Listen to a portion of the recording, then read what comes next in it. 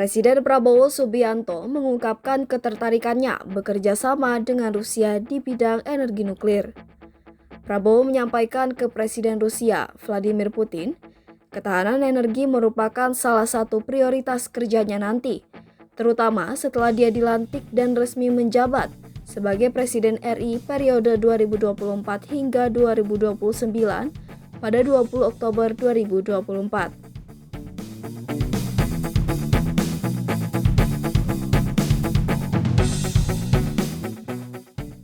Reaktor nuklir merupakan salah satu komponen penting dalam pembangkit listrik tenaga nuklir.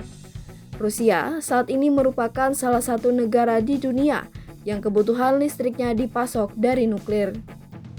Terkait itu, Putin tidak langsung memberikan tanggapannya, karena keduanya bakal melanjutkan pertemuan secara tertutup.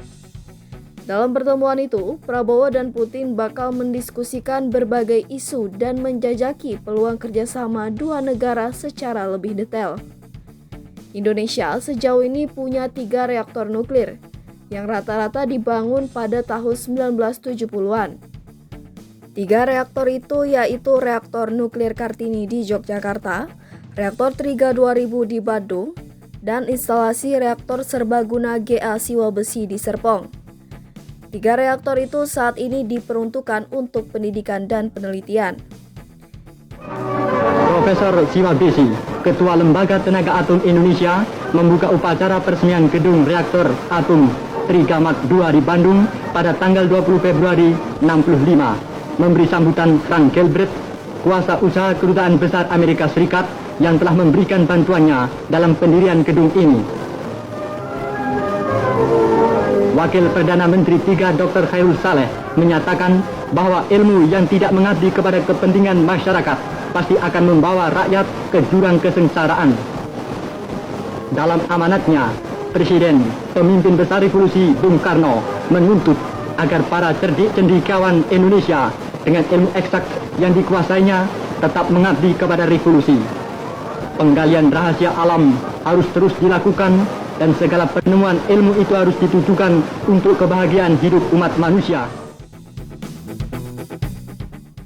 Tidak hanya soal nuklir, Prabowo dalam pertemuannya dengan Putin juga menyampaikan minatnya untuk mengirim lebih banyak mahasiswa Indonesia untuk menempuh pendidikan di universitas-universitas Rusia, terutama untuk jurusan kedokteran dan teknik.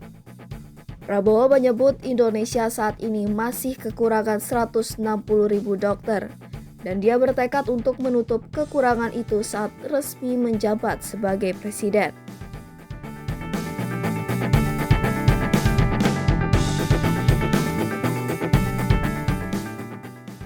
Dia melanjutkan, Rusia pernah menjadi salah satu tujuan utama mahasiswa Indonesia untuk bersekolah khususnya pada dekade 1960-an.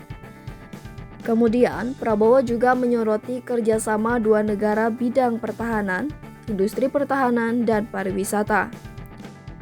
Dia menekankan hubungan dua negara saat ini telah terjalin dengan baik, dan dia bertekad untuk meningkatkan dan memperkuat kerjasama itu ke depannya. Dalam pertemuan di Green Hill Kremlin, Prabowo terlihat hanya didampingi oleh ajudannya, Mayor INF Teddy Indrawijaya. Sementara itu, Presiden Putin didampingi jajaran pejabat tingginya, yaitu Menteri Luar Negeri Sergei Lavrov, Wakil Perdana Menteri Denis Manturov, dan Penasihat Presiden untuk Urusan Luar Negeri Yuri Usakov. Dalam pertemuan itu, yang juga disiarkan secara langsung oleh beberapa stasiun TV Rusia, Putin menilai Prabowo merupakan sahabat lama Rusia. Prabowo yang berbicara setelah Putin berterima kasih karena telah diterima di Kremlin, meskipun pemberitahuan untuk pertemuan itu diberikan dalam waktu yang singkat.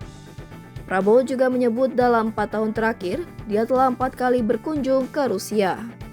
Thank you very much, Your Excellency. I would like to thank you for the great honor you received me at very short notice. And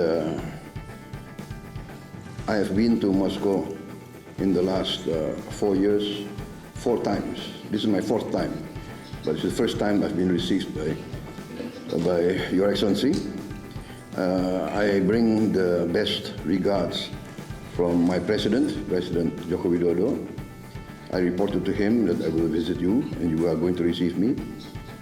And I like to also congratulate you on being elected once again as President of the Russian Federation.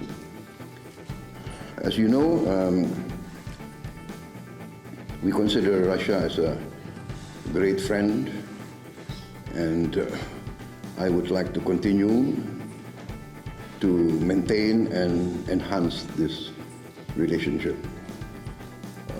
In our history, we remember that Russia has always helped us in many aspects. When we were in difficulties, Russia helped us. And although, of course, at that time it was maybe the Soviet Union, but if you come to Jakarta today, many of the big infrastructure were built by Russians, by the Soviet Union. Our Parliament House, our National Congress, our National Stadium, our National Monument, our first highway was built. And many bridges in many parts of Indonesia were built by, at that time, Soviet Union. And you also helped us build up our military forces when we were under threat. And so this is something that we inherit from our parents, that we must never forget those who helped us. Bagaimana kebaikan Uni Soviet membantu Indonesia merebut Irian Barat. Tahun 1960 Belanda masih menduduki Papua. Belanda yang didukung Barat membentuk negara boneka yang seakan-akan merdeka tapi masih di bawah kendali Belanda, gengs. Presiden Soekarno langsung mengambil tindakan ekstrim, tujuannya merebut kembali Papua. Berkat kedekatan Indonesia dengan Uni Soviet, Indonesia pun mendapatkan bantuan kekuatan besar-besaran dengan nilai raksasa mencapai 2,5 miliar US dollar. Kapal penjelajah, destroyer, kapal selam, tank amfibi, pesawat tempur MiG dan pembom jarak jauh Tu-16 turut dikirim Uni Soviet. Saat itu juga kekuatan militer Indonesia menjadi yang terkuat di seluruh belahan bumi selatan, gengs. Kekuatan utama Indonesia saat Trikora itu adalah kapal perang terbesar dan tercepat di dunia buatan Soviet, yakni KRI Irian. Soviet tidak pernah sekalipun memberikan kapal sekuat ini pada bangsa lain manapun kecuali Indonesia, gengs.